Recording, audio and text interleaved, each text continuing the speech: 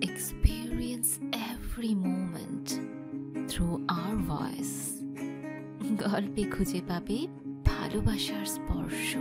তরু হেসে ফেলল, চোখ বন্ধ করে বলল, বেশ, জিন মহাশয় নিশ্চিন্তে মানুষের প্রেমে পড়তে পারে, আমরা তাকে লজ্জায় ফেলবো না। সরাবও হাসল, চোখ বন্ধ করে গভীর কণ্ঠে আদেশ করল, আমি আশা করছি আপনি এই আংটিতে বাধা হবেন যা আপনাকে উপহার দিচ্ছি।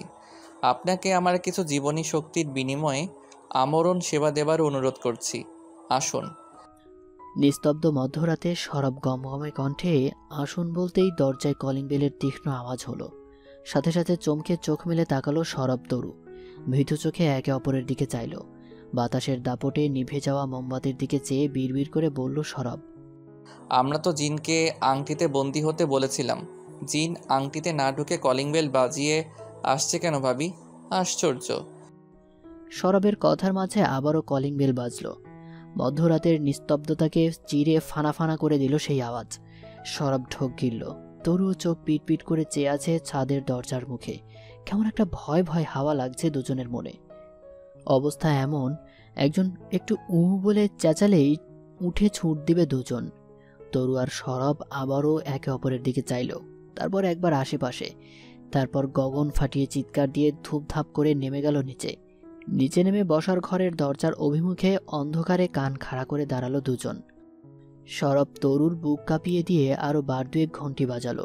সরব ফিসফিসিয়ে বলল, জিনকে বিদায় করার মন্ত্র তো জানি না ভাবি। দরজার বাইরে যদি সত্যি সত্যি জিন হয় তখন কি করব? তরু বলল, আমরা তাকে বলবো আমরা আপনাকে চিনি না, রং অ্যাড্রেস, রং নাম্বার। তরু সরবের ফিসফাসের মাঝেই শোবার ঘর থেকে বেরিয়ে এলেন তরুর শাশুড়ি মা। চুলের খোপা শক্ত করে বাঁধতে বাঁধতে দরজার দিকে এগোলেন। দরজাটা খুলে সরে দাঁড়াতেই ভেতরে প্রবেশ করল তরু সরবের জিন মহাশয়। লম্বা চওড়া ছিপছিপে শরীর নিয়ে বসার ঘরের মাঝে এসে দাঁড়াতেই সরব অবাক হয়ে জিনের পরিচয় দিল। আরে এটা তো ভাইয়া। জিন মহাশয়ের পরিচয় পেয়ে তরুর মাঝে বিশেষ কোনো ভাবাবেগ দেখা গেল না। তবে হৃদয়ের ভেতর যে ভূমিকম্পের সূচনা হয়েছিল তা ধীরে ধীরে রিক্টার স্কেলের অঙ্ক পেরিয়ে অসীমে গিয়ে স্থির হলো। গায়ে ভর করল জ্বলন্ত উনুনের ন্যায় অস্থিরতা। তরু দেয়ালের এপাশের অন্ধকার থেকে ঘাড় কাত করে বসার ঘরে উকি দিল। সাথে সাথেই চুরো খোপা খুলে এলিয়ে পড়ল ভারী কেশের মেলা। সাদা শার্ট আর কালো প্যান্ট গায়ে চড়িয়ে একেবারে ভদ্রবাবু সেজে থাকা জিন মহাশয় তখন সোফায় বসে জুতোর ফিতে খুলছেন। তরুর ভারী কেশ পতনের মিহি শব্দেই কিনা কে জানে। ফিতে খুলতে খুলতেই আলগোছে চোখ তুলে সিঁড়ির নিচের অন্ধকারে চাইলেন। মেঝেয় লুটুপুটি খাওয়া চুলের দিকে নজর স্থির রেখে ধীরে ধীরে তরুর মুখের উপর দৃষ্টি করলেন। একদম অপরিচিত সময়ে অপরিচিত দুটো মানুষের চোখে চোখ পড়ল। অপরিচিতের সুতোয় দূরত্বটা অসীম হলেও সম্পর্কের সুতোয় সবথেকে কাছের মানুষ দুটো প্রথমবারের মতো একে অপরকে দেখল। উপন্যাসের পাতার মতো হাওয়া থমকে গেল না, ফুলের বর্ষণ হলো না, কেবল তরু জানল তার নিঃশ্বাস আটকে গেল। খুব সাধারণ একজোড়া চোখের নজর হৃদয়ে অদ্ভুত এক দোলা দিয়ে গেল। এই মানুষটা তার, একান্তই নিজস্ব। তরুর মান অপমান লজ্জা আড়াল করার দায় কেবল এই পুরুষটির। তার পুরুষ, তার একার অধিকার। ইস, কি আশ্চর্য আর সুন্দর অনুভূতি। অথচ নীরবের মাঝে কোনো হেলদোল নেই। এই যে তার প্রিয়তমার মতো সুন্দরী বউ দেয়ালের এপাশ থেকে অধীর চোখে তাকে দেখছে, তাতে সে মুহূর্তের জন্য চমকালো না। এক নজর চোখে পড়তেই ফিরিয়ে নিল চোখ। দ্বিতীয়বার তাকালো না, যেন তরুর মতো সুন্দরী রমণী সে হর হামেশাই দেখেছে। তরু এই বাড়ির আনাচে কানাচে ঘুরে বেড়াবে। রাত 12টায় বরের শার্ট গায়ে চড়িয়ে ছাদে এসে জিন হাজির করবে। এসব খুবই নিত্য নৈমিত্তিক বিষয়, এতে চমকে যাওয়ার মতো কোনো ব্যাপার নেই। তরু ভ্রু কুঁচকে ফেলল। এই গরু নীরব তো শিয়ালের থেকেও ধূর্ত। আমার সাথে বেশ আয়োজন করেই খেলায় নেমেছে, পেত্তমিজ। নীরব তরুর তীক্ষ্ণ দৃষ্টি খেয়াল করল না, হালকা কণ্ঠে শুধালো, তরু কোথায় মা? ঘুমিয়ে পড়েছে? তরুর প্রচণ্ড মেজাজ খারাপ হলো। এই প্রথম তার ঠোঁটের হাসি গায়েব হয়ে গেল। নীরবের সাথে বিয়ে হওয়ার পর থেকে তার সবকিছুই উল্টাপাল্টা লাগছে। এই যেমন তরু জানে সে চমকে দেওয়ার মতো সুন্দর, যে কোনো পুরুষকে ক্ষণে ক্ষণে চমকে দেওয়ার ক্ষমতা তরুর আছে। নীরবের চোখে সেই পরিচিত চমক দেখবে বলেই নিজেকে আড়াল করার বিন্দুমাত্র প্রচেষ্টা করেনি তরু। অথচ নীরব চমকালো না। নীরব যদি চমকে গিয়ে মিনিট খানেক দৃষ্টি ফেরাতে ভুলে যেত, তবে কি এমন ক্ষতি হতো? তরুর খুব অভিমান হলো। অভিমানে অভিমানে থমথমে হয়ে গেল মুখ। শাশুড়ি মা চোখে মুখে সহজ মায়া নিয়ে বললেন, তরু তো সেই সন্ধ্যাবেলায় ঘুমিয়ে গিয়েছে, শরীরটা বোধহয় ভালো নেই। খেতে ডেকেছিলাম কিন্তু ওঠেনি, ও তো জানে না তুই আসবি। নীরব কিছু বলল না, জুতো জোড়া খুলে পাশে গুছিয়ে রেখে বলল, আর সরবও কি ঘুমিয়ে পড়েছে নাকি? হ্যাঁ, ও তো 10টা বাজতেই বই খাতা গুছিয়ে ঘুম। তার নাকি ঘুমিয়ে পড়াটা খুব দরকার। আজ থেকে ভোর রাতে উঠে পড়তে বসবে। বেশি রাত জেগে জেগেই নাকি তার মাথা আউলে গিয়েছে, অঙ্ক মনে থাকে না। নীরব ভ্রু কুঁচকে ফেলল, মাথা ঝাঁকিয়ে বলল, বাহ, সরব তো দেখি খুব ভদ্র হয়ে গিয়েছে আজকাল। বড় ভাইয়ের এমন মন্তব্যে ফ্যাকাশে হয়ে গেল সরাবের মুখ। ভাইয়া যে ঘরে ঢুকতেই তাকে ভাবের পেছনে খাম্বার মতো দাঁড়িয়ে থাকতে দেখে ফেলেছে তা সরাব জানে। সব জেনে শুনেই ভাইয়া এমন ঠান্ডা ব্যবহার করছে। হঠাৎ এত ঠান্ডা ব্যবহারের পেছনে নিশ্চয়ই গভীর কোনো তাৎপর্য আছে। সরবের কপালের লিখন অনুযায়ী নিশ্চয়ই গভীর কোনো মায়ের আছে। সরবের গলা শুকিয়ে গেল, বিরস কণ্ঠে বলল, কালকে হেব্বি একটা ঢলা খেতে চলেছি ভাবি, আমাকে অভিনন্দন জানাও। তরু চোখ মুখ গম্ভীর করে অভিনন্দন জানালো। সরব ফিস ফিস করে বলল, ভাবি আমি ভাবছি ভোর হতেই বাড়িঘর ছেড়ে চলে যাব। ময়মনসিংহ থেকে বেরিয়ে পঞ্চগড় থেকে বর্ডার পার হয়ে একেবারে হিমালয়ে। এখানে কোনো শান্তি নেই, সবাই এই এক অঙ্ক বই নিয়ে পড়ে আছে, যেখানে একটা জিন বন্দি করলেই সব সমস্যার সমাধান হয়ে যায়। সেখানে কেন এত বাড়াবাড়ি? তরু গম্ভীর মুখে মাথা নাড়ল। সেও বুঝতে পারছে না কেন এত বাড়াবাড়ি। বাবা বিয়ে করতে বলেছে, বিয়ে করেছি, ব্যাস ফিনিশ। পৃথিবীর যে কোনো হাদা গাধা আমার স্বামী হতে পারত, তাতে আমার কোনোই আপত্তি ছিল না। কিন্তু সেখানে কেন আমার বরেরই এত চালাক চতুর হতে হলো? আমার থেকেও বেশি চালাক চতুর। আর আমারই বা কেন 2 দিনের মাথায় বরের প্রেমে পড়ে হাড় গোড় মোটকে ফেলতে হলো? তাও আবার একেবারে কোলে উঠে বসতে যাওয়ার মতো প্রেম, অসহ্য। তরু গুনগুন করে গাইল, সখী তোরা প্রেম করিও না, পীড়িতে ভালা না। সখী তোরা প্রেম করিও না, সখী তোরা প্রেম করিও না, পীড়িতে ভালা না। সখী তোরা প্রেম করিও না। প্রেম করছে যেজন জানে সেজন পীড়িতের কি বেদনা। প্রেম করছে যেজন জানে সেজন পীড়িতের কি বেদনা। সখী তোরা প্রেম করিও না, পীড়িতে ভালা না। সখী তোরা প্রেম করিও না। নীরবকে উঠে দাঁড়াতে দেখেই তরুর সরাবে ফিসফিসানি বন্ধ হয়ে গেল। সরব ভীতু হয়ে তরুর আঁচল চেপে দাঁড়িয়ে রইল। নীরব অবশ্য সেদিকে আর চাইল না, মাকে উদ্দেশ্য করে বলল, তুমি গিয়ে শুয়ে পড়ো মা, আমি তরুকে ডাকছি, ও আমাকে খাবার দিয়ে দেবে। ওকে আমার ডাকবি? মেয়েটা ঘুমাচ্ছে, ঘুমাক না। নীরব হাসল। একদিন একটু ঘুমটা কম হলে কিচ্ছু হবে না মা। নীরব নিজের ঘরে অদৃশ্য হয়ে যেতেই সোজা হয়ে দাঁড়ালো সরব। একটু উকিঝুঁকি দিয়ে বিস্ময় নিয়ে বলল, ভাইয়া যে আজ আমাকে একটা ধমকও দিল না, আম্মুর কাছে ধরা খাইয়েও দিল না, আশ্চর্য। তরু ঘাড় ফিরিয়ে তাকালো। সরবের বাহু জড়িয়ে ধরে রহস্যময় হাসি হেসে বলল, কোনো আশ্চর্য ফাশ্চর্য না, এটা হলো ভাবির জাদু। বিয়ে করলে ভাইরা এমন একটু একটু চেঞ্জ হয়েই যায়। চিন্তা করো, যদি প্রেমে পড়ে তবে কি হবে? সরব ভাবনা চিন্তার আশেপাশেই গেল না, তার সবকিছু ভেবে রাখা। সে ফট করেই বলল, আমার অনেক লাভ হবে ভাইয়া তোমার প্রেমে পড়লে। সর্বপ্রথম আমি হিমালয়ে যাওয়ার পরিকল্পনা বদলে ফেলবো। তুমি আমাকে একটা ডিএসএলআর কিনে দিবে। তুমি দেখতে সুন্দর, ভাইয়া নিশ্চয়ই আজ রাতের মাঝেই তোমার প্রেমে পড়ে যাবে। অল দ্য বেস্ট ভাবি। সরবের কথায় আশ্চর্য হয়ে গেল তরু। চোখ মুখ গম্ভীর করে বলল, ধুর বোকা, প্রেম এত সহজ নাকি? সুন্দর হলেই প্রেম হয় না।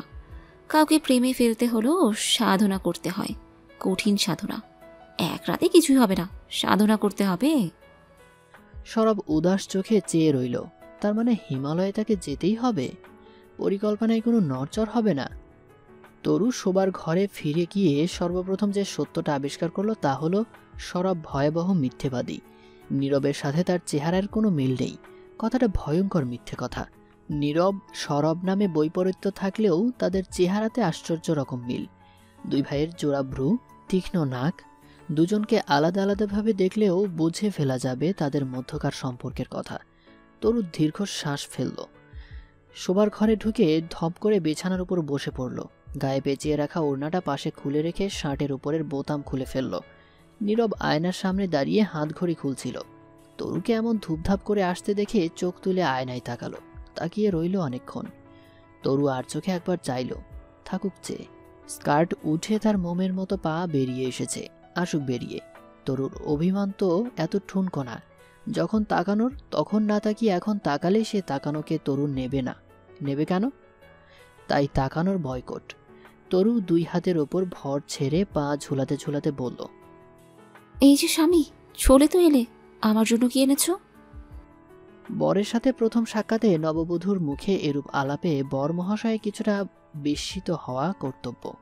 নীরব বোধ হয় সে কর্তব্যকে খুব একটা গুরুত্ব দিল না। শার্টের বোতাম খুলতে খুলতে আলমারির সামনে গিয়ে দাঁড়ালো। বিস্মিত না হয়ে যেন বহুকাল সংসার করে আসছে এমন আন্তরিক কণ্ঠে বলল, তোমার স্বামীকে এনেছি। তরু পা ঝুলানো বন্ধ করে আগ্রহ নিয়ে চাইল। আলমারির পোশাকগুলোতে সে খুবই সৃজনশীলতার পরিচয় দিয়েছে। সে সৃজনশীলতা সম্পর্কে ডিউটিওয়ালার ব্যক্তিগত মতবাদ জানতে আগ্রহী তরু। তরু মিহি কণ্ঠে শীষ বাজালো, একা ছিলাম ছিলাম ভালো ছিল না তো জানা, তোমার সনে প্রেম করিয়াই অন্তর হইল কালা। একা ছিলাম ছিলাম ভালো ছিল না তো জানা, ওরে তোমার সনে প্রেম করিয়াই অন্তর হইল কালা।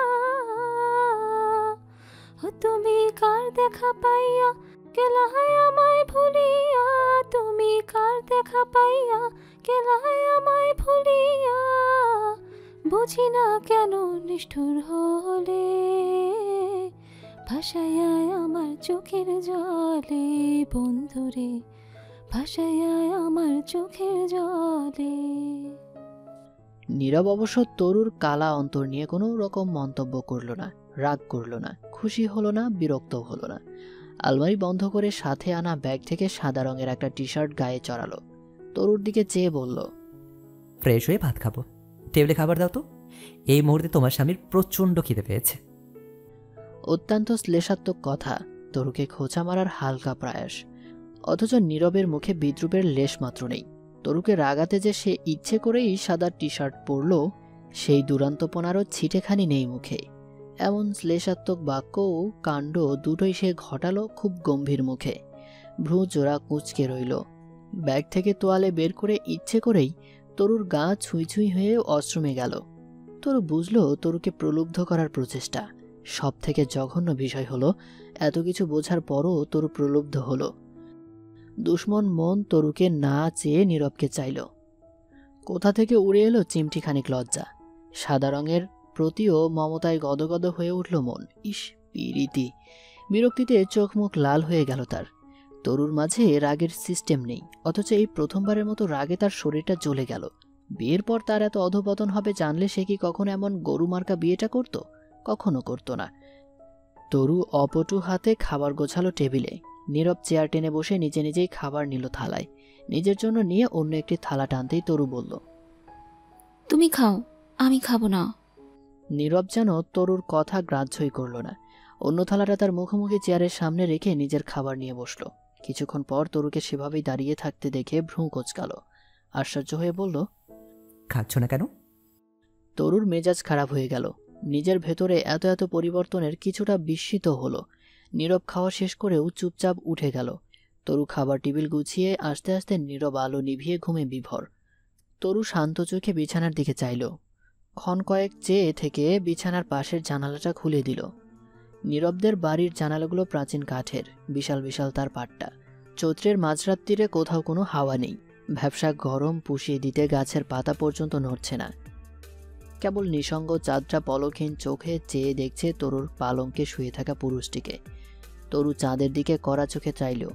শয্যা কাঁপিয়ে শয্যায় গিয়ে বসল। দীর্ঘকেশের মেলা ছুড়ে দিল পেছনে, উদ্দেশ্য নীরবকে বিরক্ত করা। তরুকে ব্যর্থ করে এবারও বিরক্ত হলো না নীরব। চুলগুলো আলগোছে সরিয়ে দিয়ে আগের মতোই এক হাত বুকে আর এক হাত কপালের উপর রেখে টান টান হয়ে শুয়ে রইল। নিঃসঙ্গ তরু মন খারাপ হলো।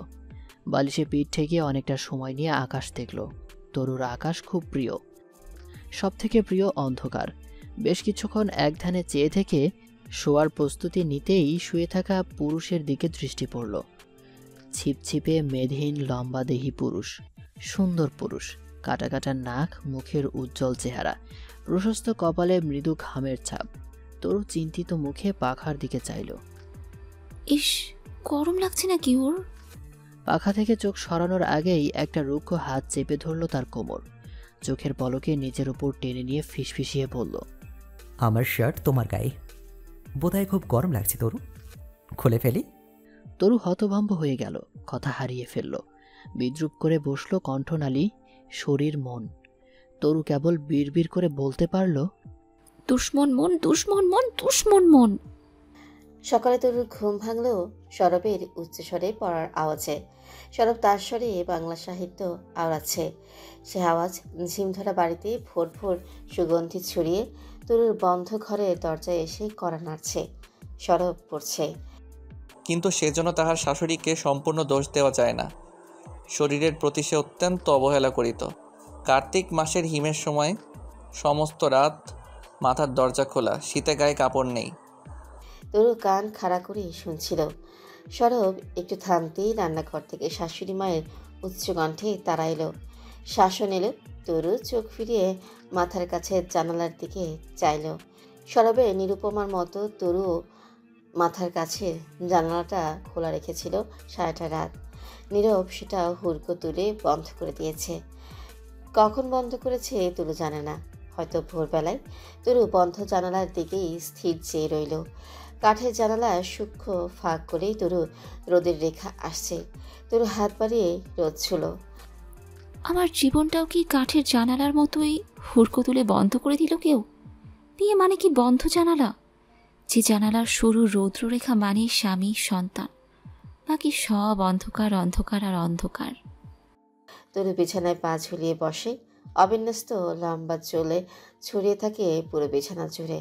তরু টের পায় গায়ে তার নতুন ব্যথা। হোক ব্যথা, তরু শরীরকে পরোয়া করে না। শরীর তো নিছক ছায়া মাত্র। আসল ব্যাপারটা তো মন। নীরব শরীর ছুঁয়ে গেল।